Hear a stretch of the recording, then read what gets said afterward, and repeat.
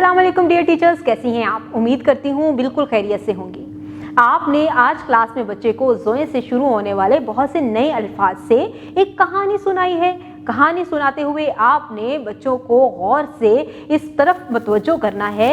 अगर आप एलईडी पर दिखा रहे हैं तो एलईडी की फोकस होना चाहिए, और अगर आप सुना रही हैं तो सब बच्चे आपकी तरफ मतवज्जो होने चाहिए। आप अपने अल्फाज के ज़रिए और अपनी बॉडी लैंग्वेज के ज़रिए किस कहानी में इंटरेस्ट डेवलप करेंगी, ताकि बच्चे आपके साथ एक लिंक डेवलप कर सकें। उसके बाद आपने बच्चों को तस्वीरें दिखानी है। अगर आप एलईडी प्रोजेक्शन के ज़रिए तस्वीरें दिखा रही हैं तो बच्चों को मुकम्मल तौर पर क्लियर तस्वीर दिखाएं, ताकि बच्चे उसको आसानी से पहचान लें।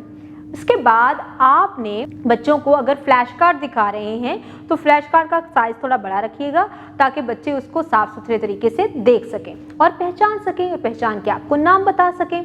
जब आप ज़ोए पढ़ना सिखाएं तो उसकी बनावट का तरीका बताएं और बताएं उसका नाम क्या है। और साथ ही साथ आप बच्चों को जब लिखना सिखाएं तो प्री राइटिंग एक्टिविटीज़ ज़रूर करवाएं, ताकि बच्चे ज़ोए को बेहतर तरीके से लिखना सीख जाएं।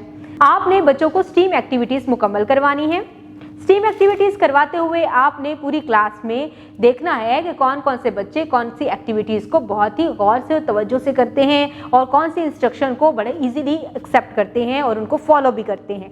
आपने आसान अल्फाज में बच्चों को बताना है कि इस एक्टिविटी को कैसे परफॉर्म करना है, और फिर आप भी बच्चों के साथ मिलकर उस एक्टिविटी को मुकम्मल करें। इस तरह से बच्चे साइंस, टेक्नोलॉजी, इंजीनियरिंग और मैथ की डिफरेंट एक्टिविटीज़ को करने के काबिल होंगे।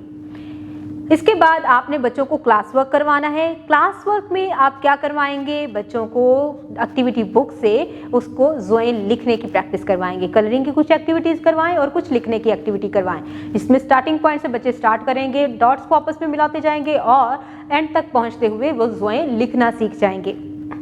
इसके बाद आप बच्चों को होमवर्क के लिए थोड़ा काम दें, जो कि उसकी डायरी पर भी मेंशन कर दें, और बच्चों को ताकीद करें कि वो अपनी डायरी अपने पेरेंट्स के साथ ज़रूर शेयर करें और अपने पेरेंट्स को अपने साथ मिलाकर इस होमवर्क को मुकम्मल करें।